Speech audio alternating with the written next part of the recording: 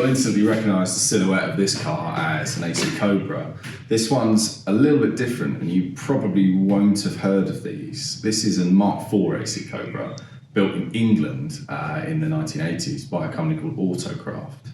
It was actually built under licence from Shelby. A chap just decided he wanted to build Cobras. He bought all the tooling for the bodies and the jigs for the chassis and a load of parts, and started building Cobras. It's a 5-litre Ford V8 and T5 gearbox lifted straight out of like a Fox body Mustang. The chassis is classic Cobra ladder chassis. I call it a bit of a parts bin car, which is kind of unkind to it, but it's true that the steering column and the pedal box is forward. The brakes, I believe, are off of a BMW at the front, and of all things, a Peugeot 505 at the back. It is, however, a proper aluminium body Cobra, made out of slightly thicker gauge aluminium than the originals, so it's a little bit stronger. This came to me from a client of mine. It's been in bits for maybe 10 to 15 years. I'm not exactly sure how long. It was taken apart after a small accident and repainted, and it never really went back together. So I've had it about a month and a half, and there's a hell of a lot missing from this car, unfortunately.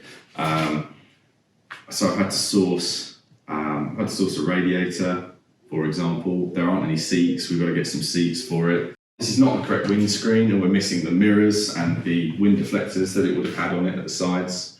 I've had to replace the fuel system. It's had all new brake lines. The brakes are off being rebuilt. The engine was fully stripped and resealed, regasketed, painted and beautified and put back in. I'm just at the stage in the last couple of days where I've basically got it running on a mock-up set of leads, etc. Just because we didn't know if the engine was any good, basically. Luckily it runs a treat, and the next stage is to get the rear hubs finished and rebuilt, get the brakes back.